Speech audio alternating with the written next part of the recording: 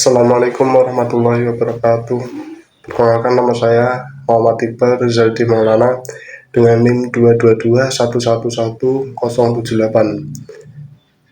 Prodi saya Hukum Ekonomi Syariah dari kelas 4B. Di sini saya akan menjelaskan tentang pengertian hukum.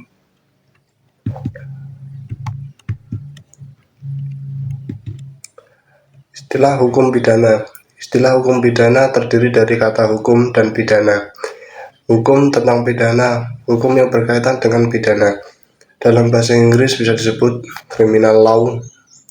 Kriminal yang berarti berkaitan dengan kejahatan, law adalah hukum.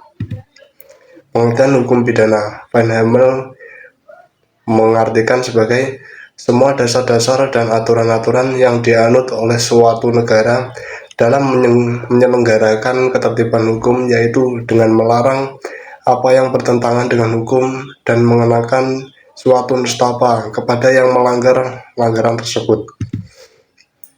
Dan selanjutnya Wirjono Projodikoro mengartikan peraturan hukum mengenai pidana. Pidana diartikan sebagai hal yang dipidanakan, yaitu oleh instansi yang berkuasa, dilimpahkan kepada seorang oknum sebagai hal yang tidak enak dirasakan dan juga hal yang tidak sehari-hari dilimpahkan. Simon mengartikan juga kesemuanya perintah-perintah dan larangan-larangan yang diadakan oleh negara dan yang diancam dengan suatu nestapa atau pidana barang siapa yang tidak menaatinya. Kesemuanya aturan-aturan yang menentukan syarat-syarat bagi akibat hukum itu, dan kesemuanya aturan-aturan itu untuk mengadakan atau menjatuhi dan menjalankan pidana tersebut. Hukum pidana merupakan hukum sanksi istimewa dan hanya mengambil alih hukum lain dan kepadanya dilekatkan sanksi pidana.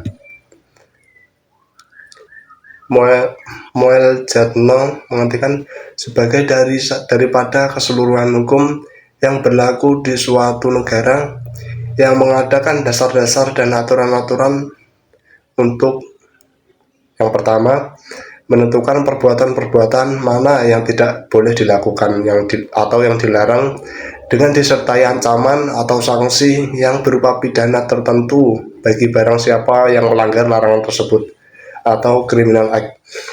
Yang kedua, menentukan kapan dan dalam hal-hal apa kepada mereka yang telah melanggar larangan-larangan itu dapat dikenakan atau dijatuhi pidana sebagai yang diancamkan atau criminal responsibility.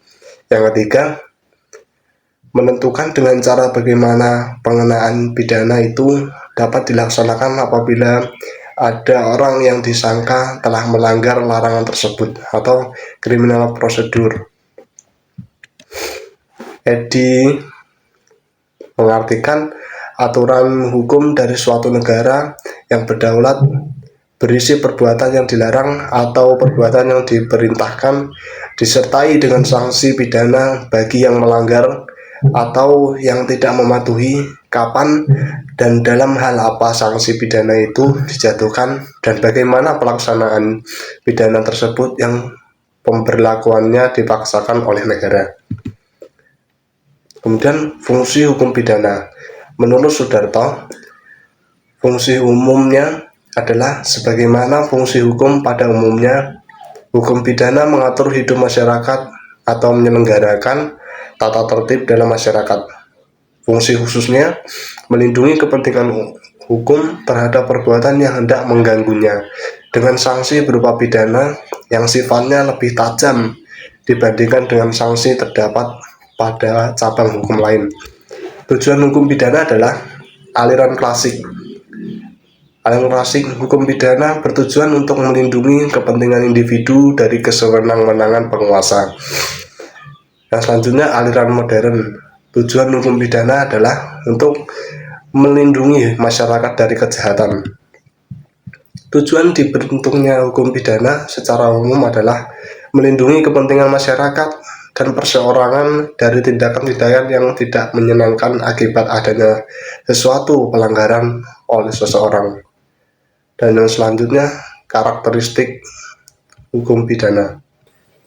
hukum pidana adalah hukum publik, yaitu yang pertama mengatur hubungan antara individu dengan masyarakat atau negara, mengatur dan melindungi kepentingan umum. Yang kedua, penuntutan tidak tergantung pada individu atau sebagai pihak yang dirugikan.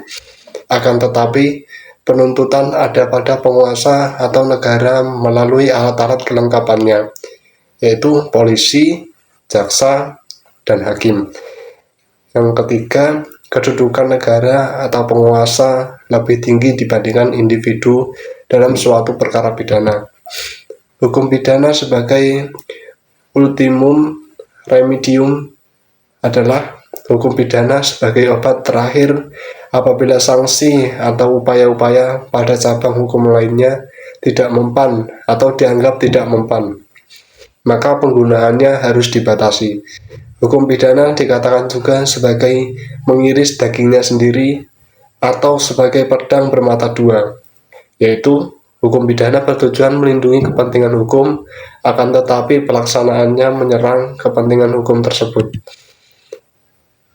Sasaran hukum pidana yang pertama adalah warga masyarakat agar bertindak laku seperti apa yang dipandang patut oleh norma.